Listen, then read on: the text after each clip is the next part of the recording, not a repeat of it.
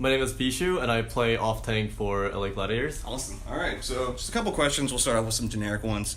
Everything works in moderation, including, your practice schedule. So what's the best way that you spend your downtime away from your gaming?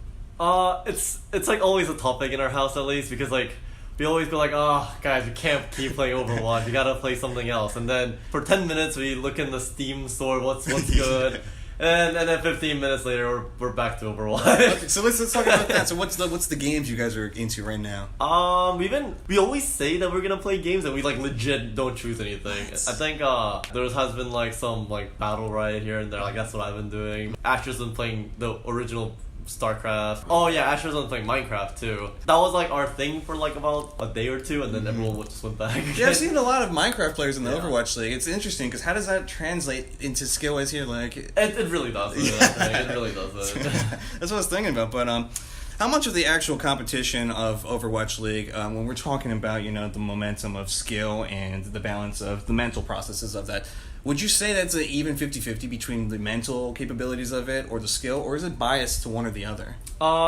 It definitely fluctuates, especially depending on the player. I think like some players are just like very mechanically gifted, but depending on how they feel, honestly, like if something happened to them, like they might be like down and they might not play their best. But some people are like like they've been a pro for a while.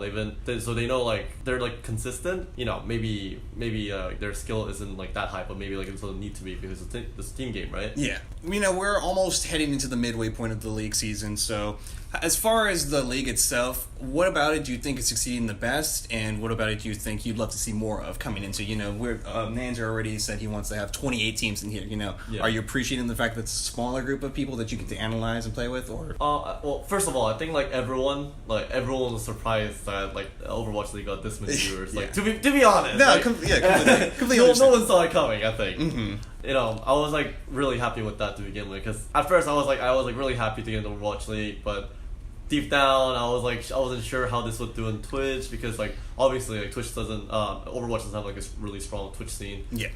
But I was so surprised and like happy to find out that it was doing so well.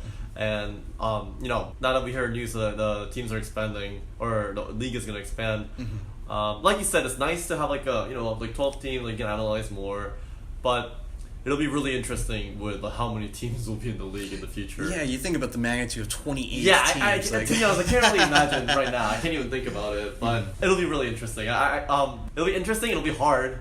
I'm just happy that it's like becoming that mainstream more than anything. Mm-hmm. And as far as like your coaching stuff and everything, when you're analyzing all the gameplay and using that to your advantage, I can see how that's a lot easier when there's a smaller amount of teams until you start to get 28, and it's going to be a lot more. You guys are going to have to start working overtime to understand who your opponents really are. Oh yeah, it's going to be pretty rough because like already the schedule's pretty rough. But, but it'll still be fun, I think. But to be honest, maybe it's just because like the Overwatch League is in its first season or anything, but like scouting isn't that important in my opinion. Like just knowing your basics, like just building your style and playing your team's game rather than like adapting to them and just like constantly switching to like how they play.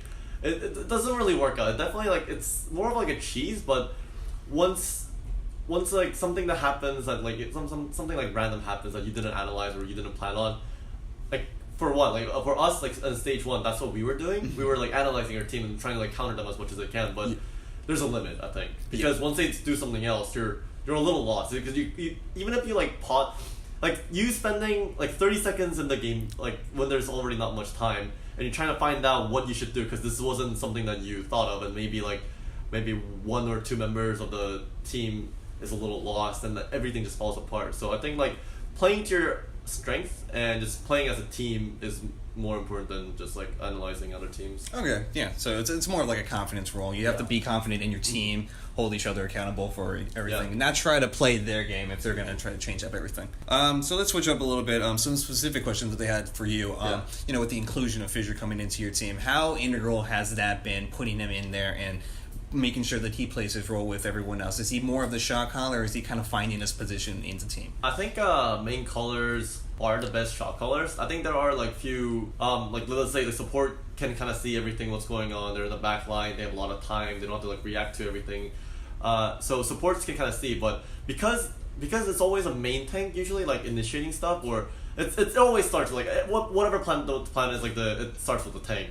Yeah, he's definitely a shot caller. We've been also like trying to have practice where we try to have him call less, just in case like he isn't in a position to call, and have our support step up, or one of the DPSs. But yeah, our most reliable shot caller is Fisher. But I think, like I said, I think the main caller should always be the shot caller. Yeah, and then we kind of parallel that as well. You figure some of the teams that have, we've had some speculation that there might be some language issues or some communication issues, you know. Some teams like Dallas, some teams that have multiple, you know. How would you say the pressure gets risen on you as being a translative property for, you know, with Fisher and then the other teammates? Yeah, obviously, like, I try not to think about it, but I think, like, okay, if I, like, translate one thing wrong, this whole thing might just go south. And it was a little bit difficult the first week. I didn't know where I was positioning and stuff, but like Fisher's been picking up English a lot, and I've been getting purely getting better at translating, so things have been a lot smoother. Yeah, with the subbing in, you know, do you guys make the decision on the subbing, and do you have any inputs with any of that process, or is that mostly the management? The sub things like never happen on the fly. We always like have certain players play in and then just like practice that map. And because you can only like swap per map, right? So even though you might think like, oh my god, this X player is popping off, why is he getting subbed out? Like, we hear that a lot, right? Yeah. But honestly, like, all the teams are doing that. It's just like the most efficient way to practice, and it's just like there's just so much risk, because like if you don't have practice on some maps, let's say, you know, you've been practicing Holly for 2 weeks with X player, sure, it might not go well, but like if you suddenly put some other player that's like been doing well, but like he has no idea how to play that map, like it just like takes way too long to adjust, and it's ultimately not worth. So you would say they're kind of more predetermined rather yeah, than... for sure. Okay. Like pretty much every single team. Gotcha. All right. I think that's pretty much, that covers everything that we wanted to ask over there. So yeah, nice to meeting you, man. Nice interview. I wanted to keep it brief, so. Thanks, guys. Hey, really good questions. Yeah.